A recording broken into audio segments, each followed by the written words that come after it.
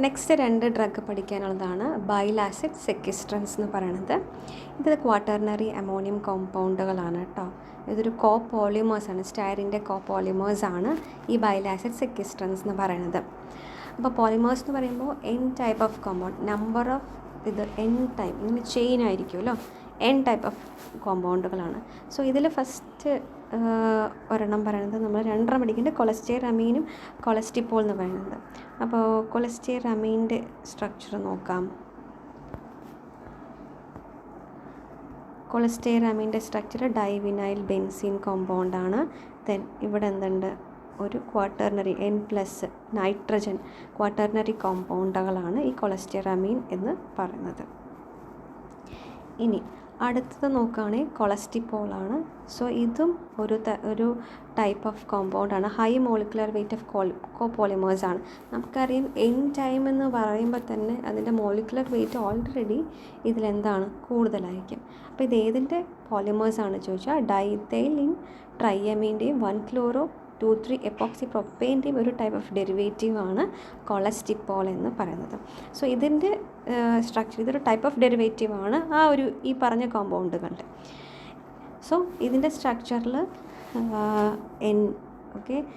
Nitrogen 3 linkage അല്ലേ, nitrogen അടുത്ത ഒരു കോമ്പൗണ്ട് ഇതുപോലെ ഒരെണ്ണം വരും, CH2 ലിങ്കേജ് അടുത്ത വേറെ കോമ്പൗണ്ടിലേക്ക് ലിങ്ക്ഡ് ആണ്. പിന്നെ CH2 ഉണ്ട്, CHOH, CH2N, പിന്നെ താഴെ CH2 ഇതുപോലെ കുറേ N ടൈംസ് നമ്മൾ എടുക്കുമ്പോൾ ടൈപ്പ് ഓഫ് കോമ്പൗണ്ടാണ് കൊളസ്റ്റിപ്പോൾ എന്ന് പറയുന്നത്. ഇനി നെക്സ്റ്റ് ഇതിൻ്റെ മെക്കാനിസം നോക്കാം കേട്ടോ. എന്താണ് ബൈൽ ആസിഡ് സെക്കിസ്ട്രൻസ് ചെയ്യണത്? നമുക്കറിയാം എൻട്രോ ഹെപ്പാറ്റിക് സർക്കുലേഷൻ ഉണ്ടല്ലോ, അതറിയാം. ഓക്കെ, പിന്നെ റെസിൻ അറിയാലോ. റെസിൻ എപ്പോഴും വാട്ടർ ഇൻസോല്യൂബിൾ ആയിട്ടുള്ളൊരു കോമ്പൗണ്ടാണ്, വെള്ളത്തിൽ സോല്യൂബിൾ ആകത്തില്ല, അൺചേഞ്ച്ഡ് ആയിട്ട് തന്നെ ഉണ്ടാവും. അപ്പോൾ നമ്മൾ ബൈൽ ആസിഡ് സെക്കിസ്ട്രൻസ് കഴിക്കുന്ന സമയത്ത് നമ്മുടെ ഇൻറ്റസ്റ്റൈനിൽ എന്ത് ചെയ്യും, ഇതിൽ അൺഅബ്സോർബ്ഡ് ആയിട്ട് തന്നെ നമ്മുടെ ഇൻറ്റസ്റ്റൈനിൽ GIT ഉണ്ടാവും. ഓക്കെ, ഇതിലെ ഫസ്റ്റ് സ്റ്റെപ്പ് നമുക്ക് അറിയാം ഈ കൊളസ്ട്രോളിൽ നിന്നാണ് ബൈൽ ആസിഡ് ഉണ്ടാക്കുന്നത്. അപ്പോൾ ഈ ബൈൽ ആസിഡ് ഇപ്പോൾ ലിവറിൽ നിന്ന് എന്ത് ചെയ്യുന്നുണ്ട്, ഇൻറ്റസ്റ്റൈനിലേക്ക് എത്തുന്നുണ്ട്. ഇൻറ്റസ്റ്റൈനിൽ എത്തുന്ന സമയത്ത് ഇത് നമ്മൾ കഴിച്ചൊരു റെസിനാണ്. ഓക്കെ, ഈ റെസിനുമായിട്ട് ഒരു എക്സ്ചേഞ്ച് നടക്കുന്നുണ്ട്, അയോൺ എക്സ്ചേഞ്ച് നടക്കും. അപ്പോൾ റെസിനിലെ ക്ലോറിനും എന്ത് ചെയ്യും, ഉള്ളിലേക്കും ബൈൽ പുറത്തേക്കും. അപ്പോൾ ഈ ബൈൽ റെസിൻ കോംപ്ലക്സ് ഫോം ചെയ്യും. ഈ bile resin complex, resin already എന്താണ്, ഇൻസോല്യൂബിളാണ്. അപ്പോൾ റെസിൻ എന്താ ഓൾറെഡി ഇൻസോല്യൂബിൾ അല്ലേ. അപ്പോൾ ബൈലും റെസിനും കൂടെ ചേർന്ന സമയത്ത് അവിടെ ആക്ഷനൊന്നുമില്ല, നേരെ ഫീക്കസ് വഴി എന്ത് ചെയ്യാണ്, എക്സ്ക്രീറ്റ് ചെയ്ത് പോവാണ്. അപ്പോൾ ഉണ്ടാവുന്ന ഈ കൊളസ്ട്രോളുകൾ ഇപ്പം മെയിൻലി LDL ആണ് കേട്ടോ. ഈ LDL കൊളസ്ട്രോൾ, ഈ LDLകളൊക്കെ എന്ത് ചെയ്യും, മോർ ലിവർ സെല്ലിൽ എക്സ്പോസ്ഡ് ആവുകയാണ്. അപ്പോൾ ഈ ബൈൽ ആസിഡിലേക്ക് കൺവേർട്ട് ചെയ്യുമ്പോൾ ബൈൽ ആസിഡ് എന്ത് ചെയ്യണം, അവിടെ ഒരു എക്സ്ചേഞ്ച് നടക്കണം. ഓക്കെ, ബൈൽ ആസിഡും റെസിനും തമ്മിലൊരു എക്സ്ചേഞ്ച് നടക്കും. അപ്പോൾ റെസിനും ബൈലുമായിട്ട് ചേരും, അവരൊരു കോംപ്ലക്സായി.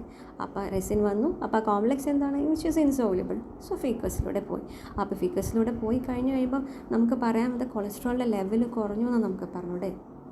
ഇൻറ്റേർണിൽ നമുക്ക് എന്ത് ചെയ്യാം, കൊളസ്ട്രോളിൻ്റെ ലെവൽ കുറഞ്ഞു എന്ന് പറയും. ഓക്കെ, ഇതാണ് ബൈൽ ആസിഡ് സെക്കിസ്ട്രൻസിൻ്റെ മെക്കാനിസം ഓഫ് ആക്ഷൻ. ഇനി 2 ഡ്രഗിൽ യൂസസ് ഉണ്ട്.